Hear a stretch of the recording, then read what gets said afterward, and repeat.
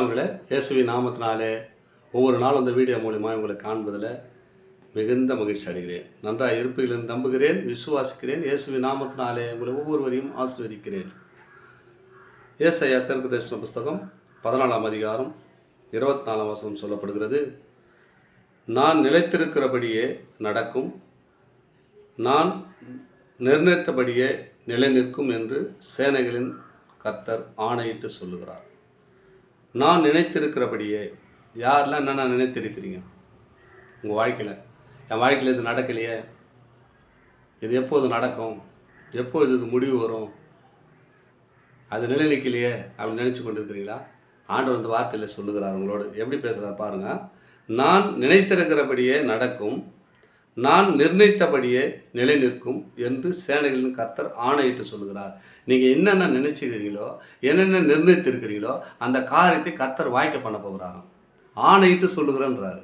என் அன்பு சகோதரனே, சகோதரிகளே, உங்கள் வாழ்க்கையில் என்னென்ன காரியத்தை நிர்ணயித்திருக்கிறீங்க, என்னென்ன காரியத்தை நியமித்திருக்கிறீங்களோ அந்த காரியத்தை கர்த்தர் நிச்சயமாய் அதை நிர்ணயித்து உங்களை ஆசீர்வதித்து கொடுக்க போகிறாராம். அதுக்கு தான் தீர்க்க தரிசனமான வார்த்தையை பேசணும். நான் நினைத்திருக்கிறபடியே நடக்கும், நான் நிர்ணயித்தபடியே நிலைநிற்கும் என்று சேனைகளின் கர்த்தர் ஆணையிட்டு சொல்லுகிறார். உங்கள் வாழ்க்கையில் என்னென்ன நிர்ணயித்திருக்கிறீங்களோ, என்னென்ன நினைத்திருக்கிறீங்களோ, என்னென்ன காரியத்தை நீங்கள் நினைச்சு கொண்டிருக்கிறீங்களோ எல்லா காரியத்தையும் ஆண்டவர் என்ன பண்ணுறான், உறுதிப்படுத்தி உங்களை ஆசீர்வதிக்க போகிறேன்னு சொல்கிறார். உங்கள் வாழ்க்கையில் ஆணையிட்டு சொல்லுகிறார். என் அன்பு சகோதர சகோதரிகளே, உங்கள் வாழ்க்கையில் இது முதற்கொண்டு எத்தனையோ காரியத்தை நீங்கள் தோல்வியில் இருந்திருக்கலாம்.